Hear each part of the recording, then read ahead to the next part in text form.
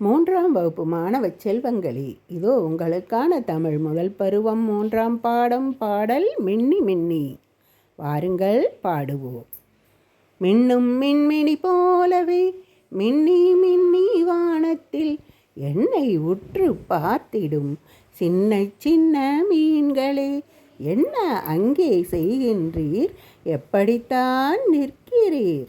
அன்னை கழுத்தில் அணிந்திடும் அழகு வைர மாலையில் மின்னும் மணிகள் போலவும் வெள்ளை முத்தை போலவும் பொன்னும் பூவை போலவும் மின்னிச் சிரிக்கும் மீன்களே, எட்ட நின்று பார்க்கிறீர், இரவில் மேலே வருகிறீர், பட்டப்பகலில் எங்குதான் பறந்து செல்வீர் கூறுங்கள்.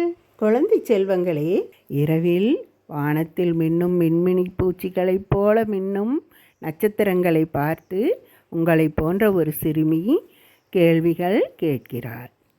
எப்படி கேட்கிறாள்? மின்னும் மின்மினி போலவே.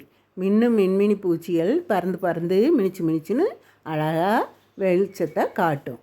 அது மாதிரி மின்னி மின்னி வானத்தில் இந்த சிறுமியை உற்று உற்று பார்க்குதான் நட்சத்திர மீன்கள். மீன்கள் என்னென்னா நட்சத்திரங்களைத்தான் மீன்கள் அப்படின்னு சொல்லி சொல்கிறாப்புல. என்னை உற்று பார்த்திடும் சின்ன சின்ன மீன்களே, என்ன மீன்கள்?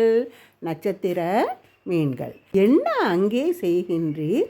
எப்படித்தான் நிற்கிறீர்? வானத்தில் எப்படி நிற்க முடியும்? அதனால் சிறுமி ஆச்சரியமாக கேட்குறாங்க, அங்கே என்ன செய்கிறீங்க? எப்படித்தான் நிற்கிறீங்கன்னு கேட்குறாங்க. அடுத்து அன்னைனா யார்? அம்மா. அம்மா கழுத்தில் என்ன மாலை அணிஞ்சிருக்காங்களாமா? வைர மாலை. அதுவும் அழகான வைர மாலை.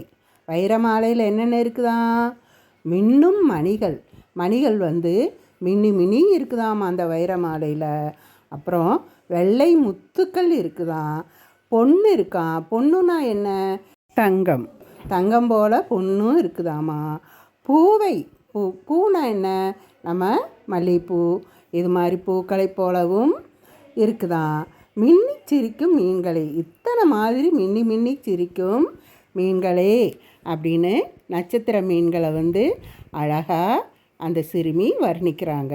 அப்படி எல்லாம் வர்ணிச்சுட்டு அழகழகாக சொல்லிட்டு கேள்வியும் கேட்குறாங்க. என்ன கேள்வி?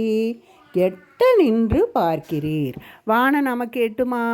எட்டாத தூரத்தில் நட்சத்திர மீன்கள் நின்று பார்க்குதான். இரவில் மேலே வருகிறீர். பகலில் வருதா? கிடையாது. அப்போ நட்சத்திரங்கள் எப்போ வரும்? இரவில் வானத்தில் மின்னி மின்னி சிரிக்கும். அப்போ பட்டப்பகலில் எங்குதான் பறந்து செல்வீர் கூறுங்கள். பட்டப்பகலில் நமக்கு நட்சத்திரங்கள் தெரியாது.